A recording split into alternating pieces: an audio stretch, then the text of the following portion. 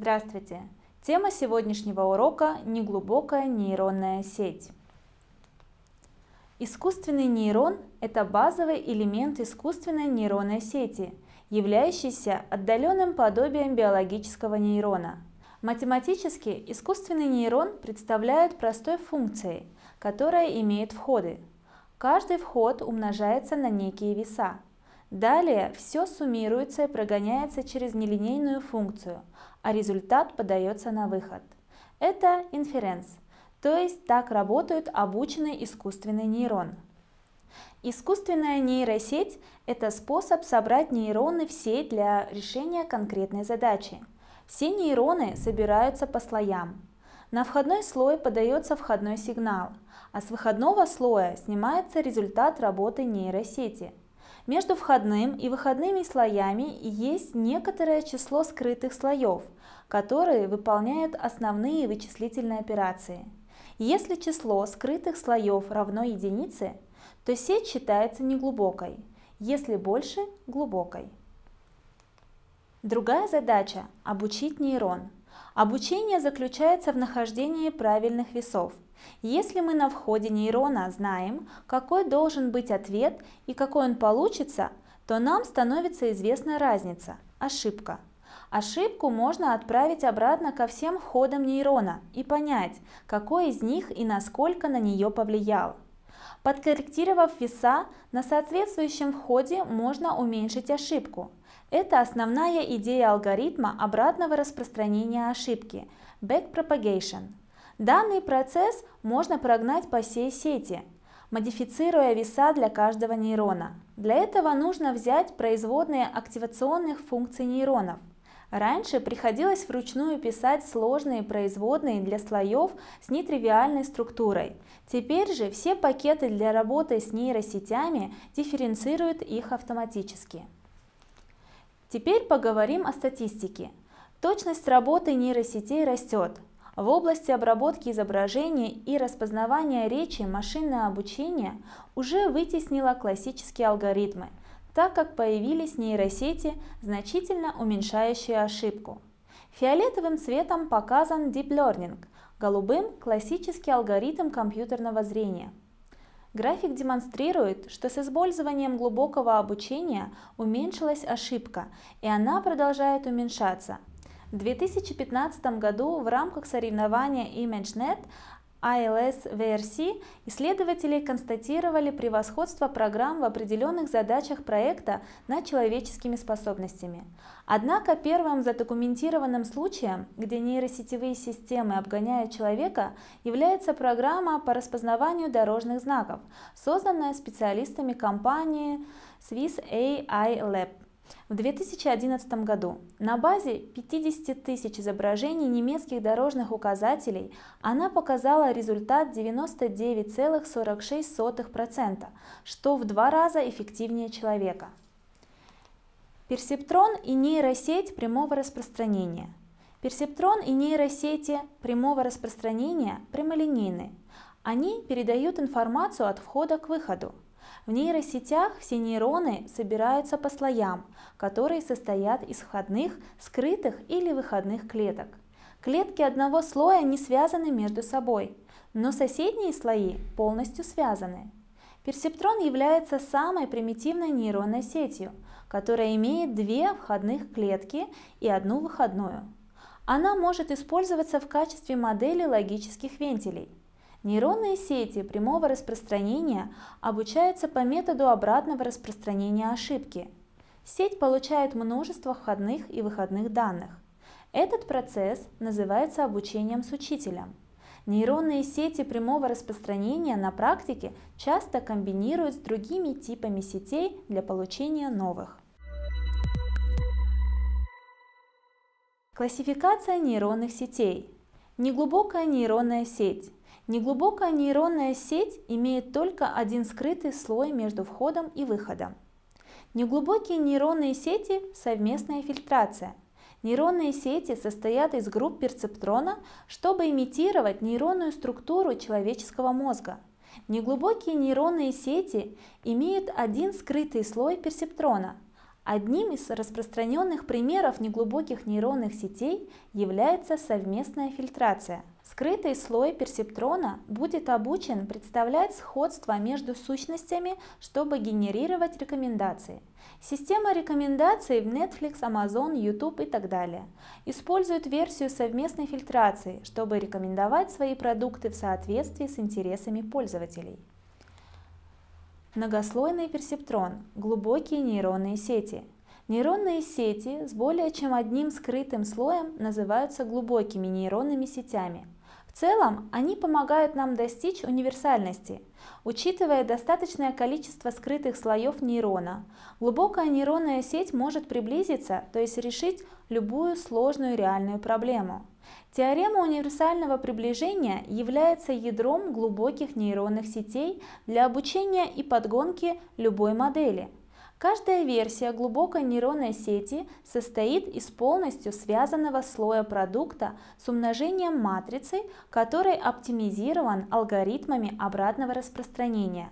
Мы продолжим изучать улучшения, приводящие к различным формам глубоких нейронных сетей. Например, модель Google LeNet для распознавания изображений насчитывает 22 слоя. В настоящее время глубокое обучение используется во многих отношениях, таких как автомобиль без водителя, мобильный телефон, поисковая система Google, обнаружение мошенничества, телевидение и так далее. Неглубокая нейронная сеть. Количество слоев нейронной сети. Простая нейронная сеть, скрытый слой и выходной слой называются первыми и вторыми слоями. А входной слой можно упомянуть как нулевой слой. Вообще говоря, эта нейронная сеть – это двойная нейронная сеть, единый скрытый слой нейронной сети. Несколько функций активации. Сигмовидная функция. Существует проблема исчезновения градиента. Интервал значения составляет от 0 до единицы. Оптимизировать сложно, поэтому почти если иное не полезно в двухклассном выходном слое.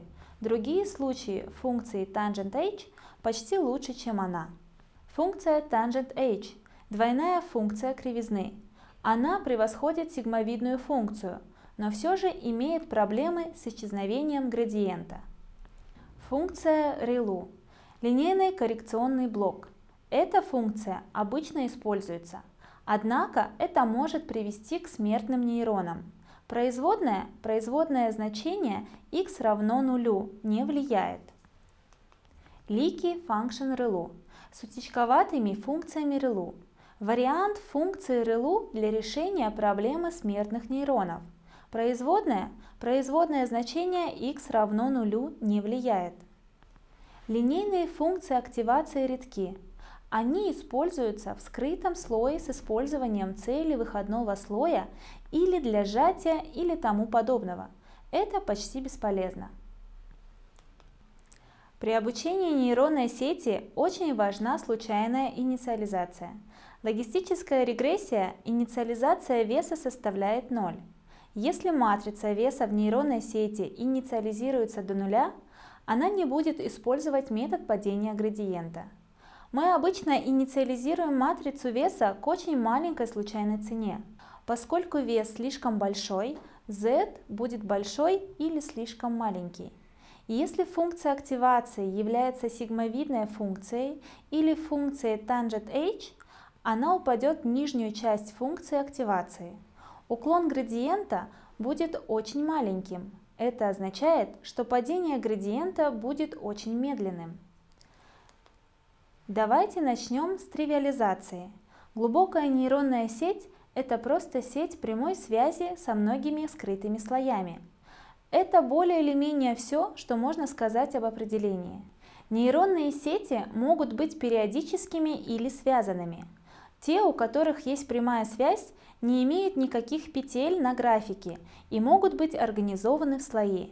Если есть много слоев, то мы говорим, что сеть глубокая. Как много слоев сеть должна иметь для того, чтобы квалифицировать ее в качестве глубокой? На это нет однозначного ответа. Это немного похоже на вопрос, сколько зерен образует кучу. Но обычно наличие 2 и более скрытых слоев считается глубоким. Напротив, Сеть только с одним скрытым слоем обычно называется мелкой. Я подозреваю, что здесь будет происходить некая инфляция, и через 10 лет люди могут подумать, что что-нибудь менее чем, скажем, 10 слоями будет мелким и пригодным только для упражнений в детском саду. Неформально глубокий говорит о том, что с сетью сложно справиться. Почему было бы полезно иметь много слоев? Я думаю, что несколько удивительный ответ заключается в том, что на самом деле никто не знает. Есть некоторые общие объяснения, которые я кратко рассмотрю ниже, но ни одно из них не было убедительно продемонстрировано, чтобы быть правдой, и никто не может даже быть уверен, что наличие многих слоев является действительно полезным. Я говорю, что это удивительно, потому что глубокое обучение пользуется огромной популярностью, каждый год побивает все рекорды. От распознавания изображений, воспроизведения Go, автоматического перевода и так далее. И мы все еще не совсем уверены, почему это работает так хорошо. В основном это говорит о том, что мелкая нейронная сеть с одним скрытым слоем может аппроксимировать любую функцию, то есть может в принципе чему-то научиться. Это верно для различных нелинейных активационных функций, включая выпрямленные линейные единицы, которые большинство нейронных сетей используют сегодня. Если так, то почему все используют глубокие сети? Но наивный ответ таков: они работают лучше. Вот рисунок из книги Deep Learning, показывающий, что в одной конкретной задаче может быть больше слоев, но одно и то же явление часто наблюдается в разных задачах и областях. Мы знаем, что мелкая сеть может работать так же хорошо, как и более глубокие. Но это не так. Они обычно это не делают. Вопрос: почему? Возможны ответы. Может быть, мелкой сети потребуется больше нейронов, чем глубокой. Может быть, мелкую сеть труднее обучать с помощью наших современных алгоритмов. Например, она имеет более неприятные локальные минимумы, или скорость сходимости медленнее, или что-то еще.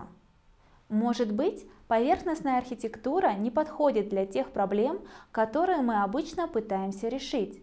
Например, распознавание объектов является типичным, глубоким и иерархическим процессом. Что-то другое? Книга глубокого обучения приводит аргументы в пользу пунктов номер 1 и номер 3. Во-первых, утверждается, что количество устройств в мелкой сети растет экспоненциально с ростом сложности задач. Таким образом, чтобы быть полезной, мелкая сеть может быть очень большой, возможно, намного больше, чем глубокая сеть. Это основано на ряде работ, доказывающих, что мелким сетям в некоторых случаях требуется экспоненциально много нейронов, но не ясно, например, классификация МНИСТ или игра в Go. Во-вторых, книга говорит это. Выбор глубокой модели кодирует очень общее убеждение, что функция, которую мы хотим изучить, должна включать в себя состав из нескольких более простых функций. Это может быть интерпретировано с точки зрения репрезентативного обучения, как говорящего о том, что мы считаем, что проблема обучения заключается в обнаружении набора базовых факторов вариации, которые, в свою очередь, могут быть описаны в терминах других, более простых базовых факторов вариации. Я думаю, что текущий консенсус заключается в том, что это комбинация пунктов номер 1 и номер 3. Для задач реального мира глубокая архитектура часто выгодна, а поверхностная архитектура будет неэффективной и потребует намного больше нейронов для той же производительности. Но это далеко не доказано. Рассмотрим, например, статью Загоруйко и Комодакис 2016 года «Широкие остаточные сети». Остаточные сети с более 150 слоями появились в 2015 году и выиграли различные конкурсы по распознаванию изображений. Это был большой успех и выглядело как убедительный аргумент в пользу глубины. Вот один рисунок из презентации первого автора на остаточном сетевом документе. Обратите внимание, что здесь время сбивает с толку. Но статья, приведенная выше, показывает, что широкая остаточная сеть только 16 слоями может превзойти глубокие, более чем со 150 слоями. Если это правда, то весь смысл приведенного выше рисунка рушится. Заключительные замечания. Степень прогресса, достигнутого в области глубокого обучения за последние примерно 10 лет, поистине поразительна.